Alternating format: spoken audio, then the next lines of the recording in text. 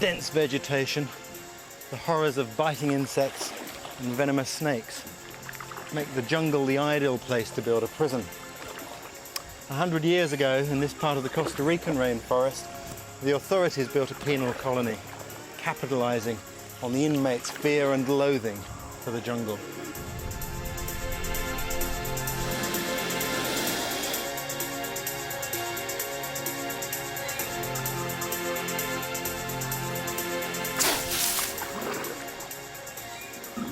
Every time I come to the rainforest, there's a fantastic sense of anticipation because the forest is the most wonderful place to be. When I get in there, I really feel alive.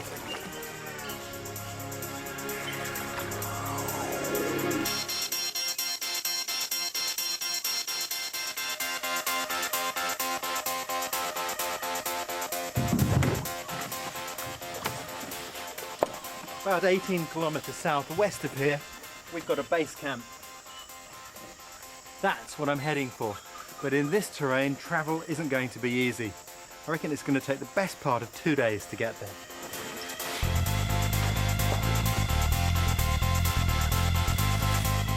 I'm due to meet an expert in jungle medicine at our base camp. I'm carrying all I need for the trek, but I'll also show you how it's possible to survive here with nothing more than a machete.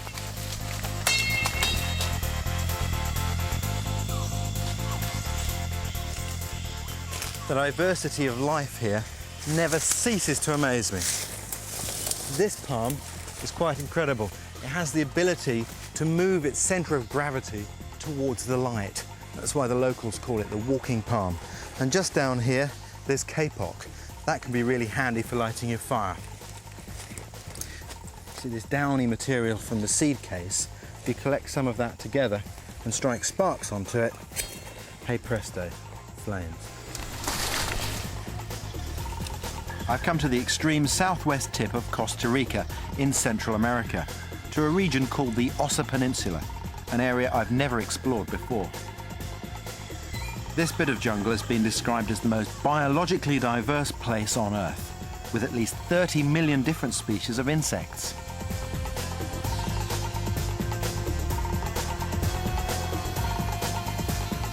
I know the name of every type of tree in Britain, but I give up here. There are just too many to count.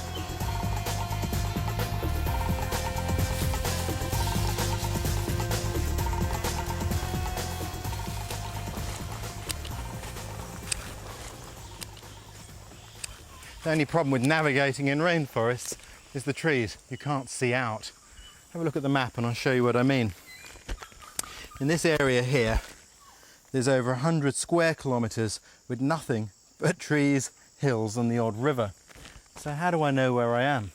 Well, the way I do it is to maintain a thread back to where I started. And that thread is made by measuring the angles of the trails using my compass and measuring distance by counting my paces using this handy counting device. That means I know exactly where I am on the map. There are very few trails in the jungle and certainly none where I'm going. And if you get lost, chances are you'll never find your way out. I reckon I've come about 4.5 kilometres. That means that at this sort of pace, I should be in base camp by sometime in the early afternoon tomorrow.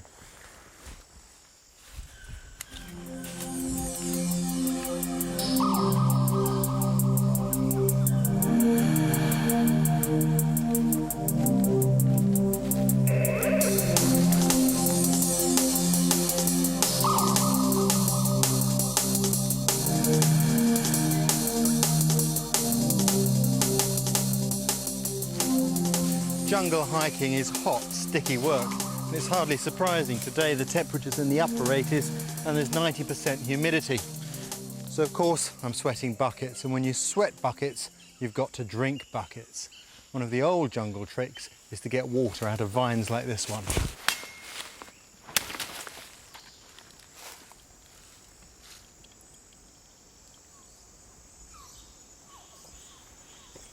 Lovely.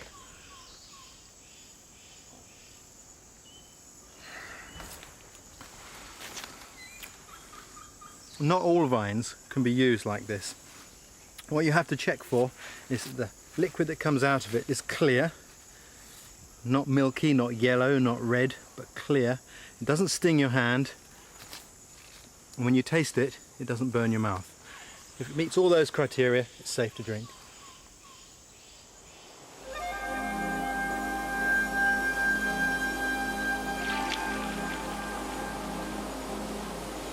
Heat exhaustion can be a killer in the jungle.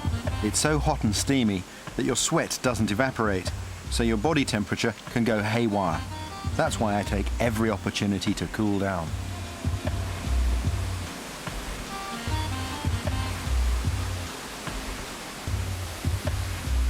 If your body temperature goes much above 40 degrees, you can suffer delirium and convulsions, fall into a coma, and even die.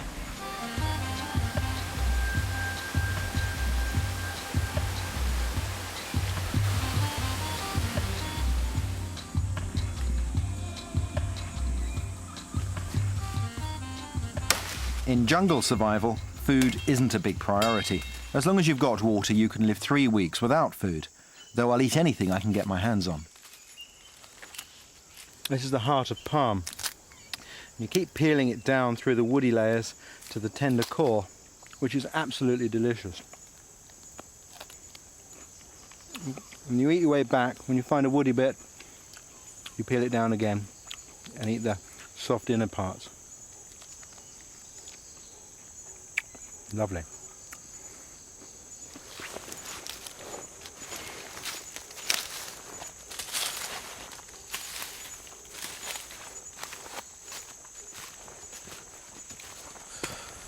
Well, that's been a windy old path, but I'm quite happy. I think I've come about 9 kilometres, which means it'll be an easy journey to get to camp tomorrow. But now, being about 4 p.m, it's time to set up camp before it gets dark. Because in the jungle, the sun seems to go straight out. It's like God turns off the lights. When I'm hiking in the jungle, I always use a simple system. A lightweight tarpaulin to keep the rain off, and a hammock to get me off the ground away from snakes and wild animals. The most important piece of equipment is a mosquito net. I've had malaria twice, a truly miserable experience best avoided. I always use insect repellents with high concentrations of DEET, as well as taking anti-malarial drugs. Oh, it's great. Lovely to take the weight off your feet at the end of a good day's hike. And unfortunately, I can't put my feet up just yet. I've got firewood to collect and dinner to put on. I can tell you something, I'm hungry.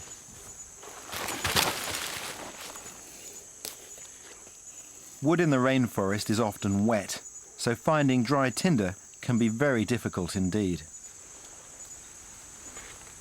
So what I do is I always carry a little bag like this with me in the rainforest, and in here I've got a lighter and some little bits of rubber tire cut into thin strips. Doesn't matter if that gets wet, and that'll burn really well to start my fire off.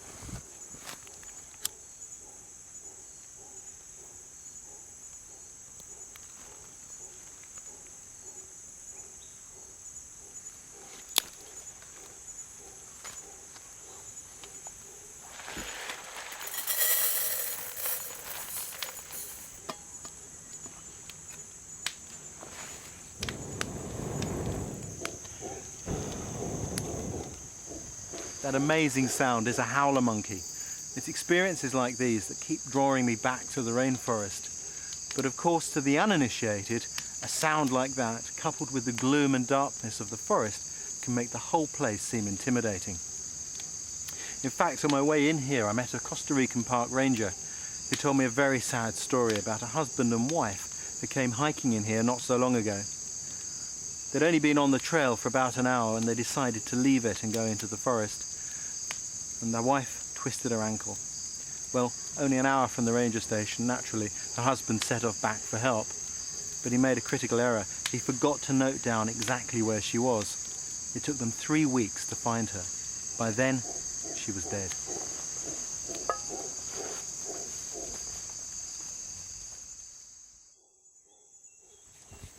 It's about 6 o'clock in the morning and the sun is already hot enough to start making me sweat. But it's great to wake up in the jungle. You feel fresh and alive and everything around you is just buzzing with activity. It's also good to use a camp like this because it's very easy to put up and to strike.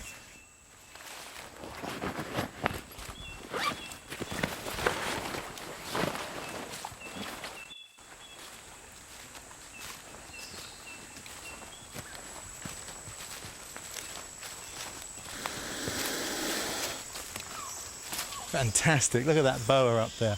Now that's a constricting snake. He's not going to give me a poisonous bite. Mind you, there are plenty of other snakes around here you've got to be mighty careful of, particularly in amongst the leaf litter. That's where the deadly fer de lance likes to hide. That's the one the locals fear most. So whenever I'm stepping around logs, I step on them, not over them, just in case he's just underneath.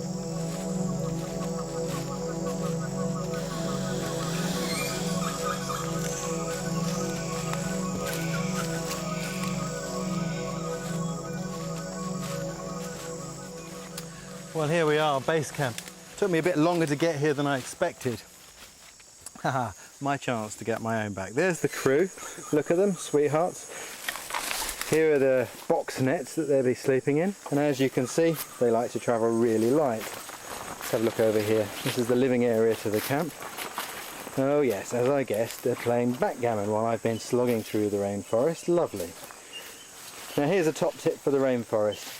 If you're going to go into the jungle, go with a doctor. This is Dr. John Walden. He's a specialist in tropical medicine with over 30 years of experience in the Amazon basin.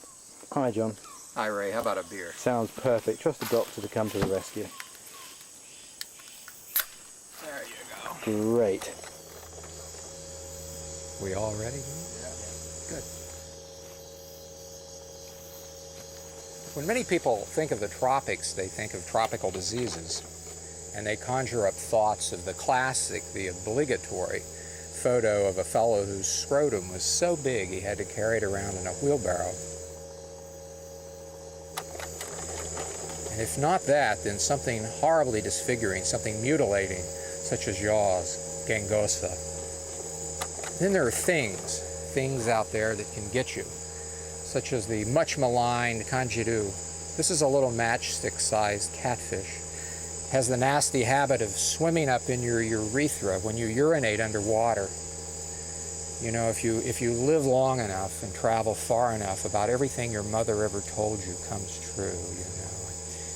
If you have the misfortune of having this actually enter your urethra, it's definitely not a good thing to have. Surgery most likely would be required. The way you keep from having this problem is, one, don't urinate under the water, and two, wear a tight bathing suit. You have a number of really aggressive spiders in the American tropics, such as the banana spider. That's actually my foot and the spider that bit me. I did a very foolish thing, and I didn't shake out my boots. And I stuck my foot in, and that's what was waiting for me. And the most exquisite pain I've ever had in my life. I've actually passed 2 kidney stones in my life. This was infinitely worse than that. I had a sensation in my left cheek as though it felt like when someone does that to you. But it was almost as though I had walked into a spider web or hair. Some of my hair was onto my face, and I kept brushing it away, you see. The venom